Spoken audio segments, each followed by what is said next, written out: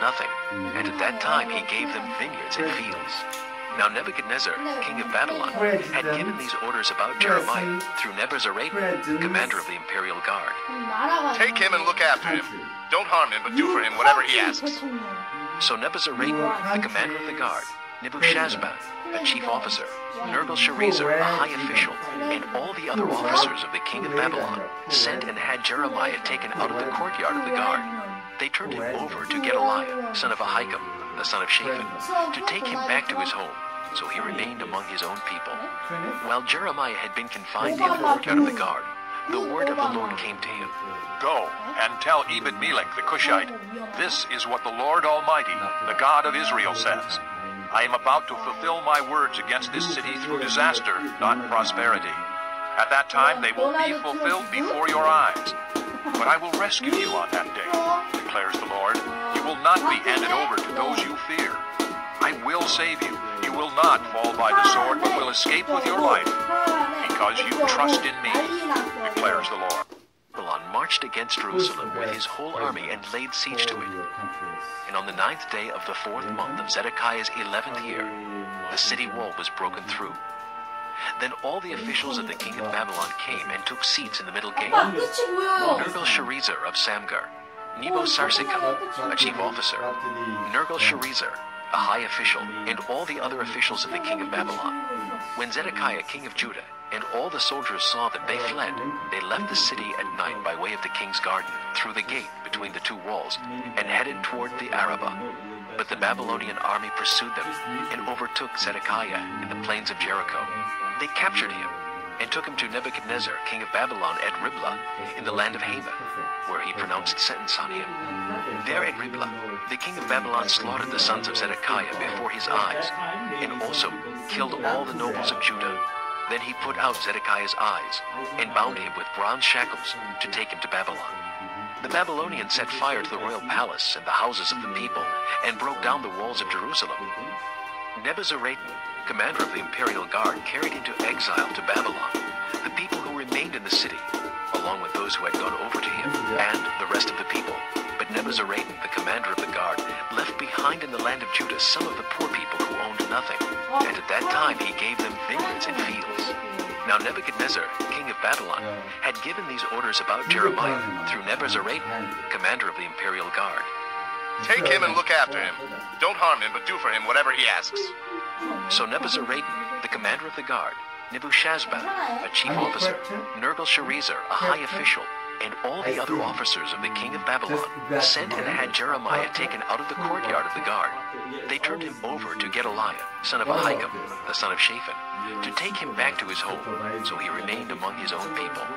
While Jeremiah had been confined in the courtyard of the guard, the word of the Lord came to him. Go and tell Ebed-Melech the Cushite, this is what the Lord Almighty, the God of Israel, says. I am about to fulfill my words against this city through disaster, not prosperity. At that time they will be fulfilled before your eyes. But I will rescue you on that day, declares the Lord. You will not be handed over to those you fear. I will save you. You will not fall by the sword, but will escape with your life, because you trust in me, declares the Lord. Babylon marched against Jerusalem with his whole army and laid siege to it. And on the 9th day of the 4th month of Zedekiah's 11th year, the city wall was broken through. Then all the officials of the king of Babylon came and took seats in the middle gate. Nergal-Sharezer of Samgar, Nebo-Sarsechim, a chief officer, Nergal-Sharezer, a high official, and all the other officials of the king of Babylon.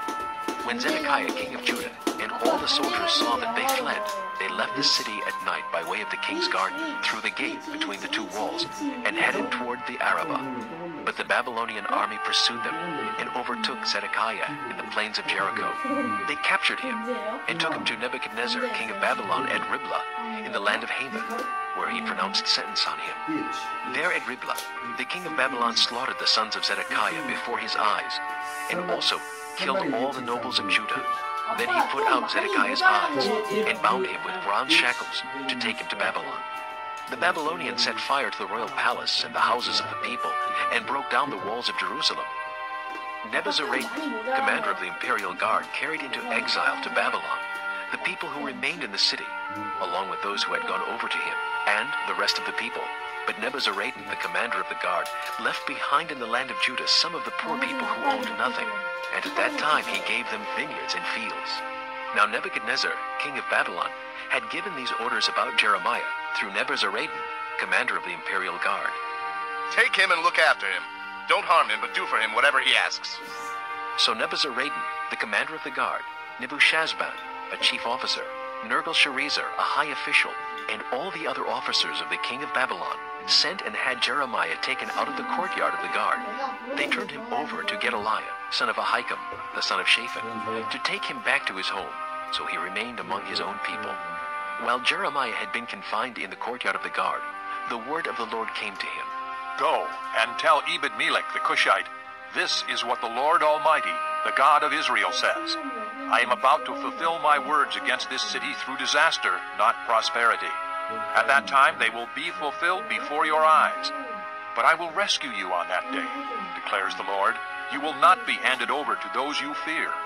I will save you. You will not fall by the sword, but will escape with your life, because you trust in me, declares the Lord. Babylon marched against Jerusalem with his whole army and laid siege to it.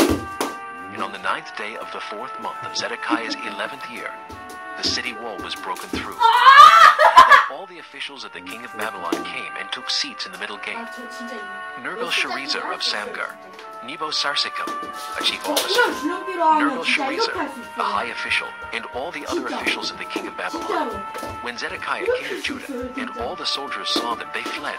They left the city at night by way of the king's garden, through the gate between the two walls, and headed toward the Arabah. But the Babylonian army pursued them and overtook Zedekiah in the plains of Jericho. They captured him and took him to Nebuchadnezzar, king of Babylon, at Riblah, in the land of Haman, where he pronounced sentence on him. There at Riblah, the king of Babylon slaughtered the sons of Zedekiah before his eyes, and also killed all the nobles of Judah. Then he put out Zedekiah's eyes and bound him with bronze shackles to take him to Babylon. The Babylonians set fire to the royal palace and the houses of the people, and broke down the walls of Jerusalem.